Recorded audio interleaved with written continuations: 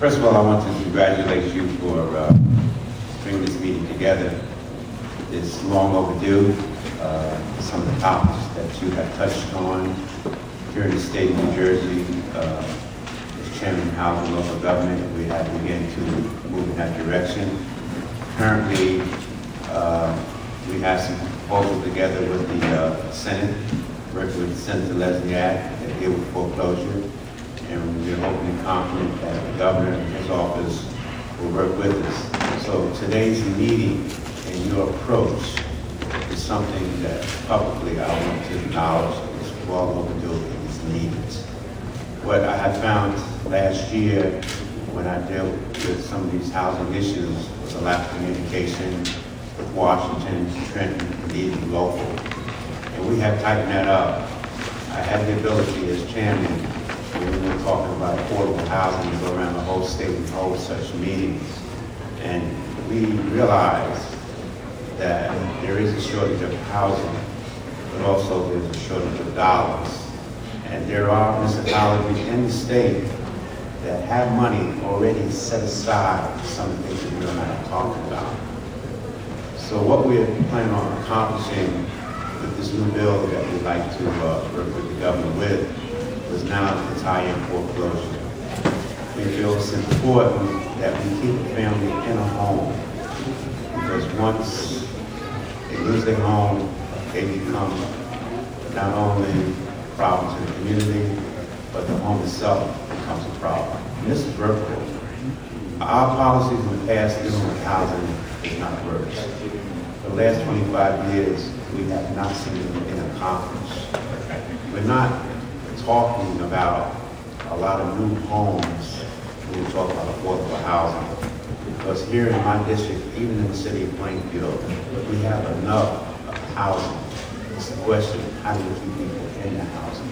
So it's important, as I listen to your remarks, that we include the banking industry, we include government, and we include the community.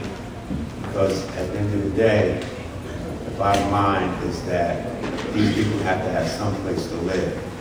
So I don't want to get too far into what I consider negotiation that's going on with the front office for foreclosure, but I'm confident that in the next couple of weeks, the Senate and I will be making an announcement. And I'm so happy to be able to go back and report to the committee that you are a step ahead of us. And we're just so happy that we have a senator that really understands these issues. But these are human issues. We're not talking no longer about poor people. We're talking about middle income people who have lost their jobs. They can't afford the mortgage that basically they were put into. So we're not looking to hurt the bank. We're not looking for the government to bail out. But I'm hoping that this year with the budget, we don't have to have that as a line item. What we need to do is make sure that dollars that are set aside for housing go towards the project that you're talking about this afternoon. So I'm looking forward to the questions from the community, and I'm looking forward to this dialogue with you, because it's obvious you're going to be a very important part of how New Jersey moves their housing industry. You can look at some of our urban communities like Camden and others, it's obvious their problems are a lot more serious. But as I had staff give me the numbers here in Plainfield, it's workable, it's doable. What I see was 5, 6 years ago, people put in positions that even the realtors in the bank realized these people could not survive. We cannot allow that to happen in the future. So we have to have policies set in place that banks cannot take advantage of the community. Because at the end of the day, what happens is what's happening in Plainfield. Right now, the banks own about 125 homes. Right now, we have over 500 homes on the books that can go either way. Again, this across the whole particular city. It's not just one part of the city anymore. But also, I would like for you to make sure in your approach to this whole issue that we don't have people take advantage of the system. Whatever dollars come in, we want to make sure those dollars go directly to families to help them bring down their mortgage, give them another life. Not have loose policy like had been in the past. We're getting some put together.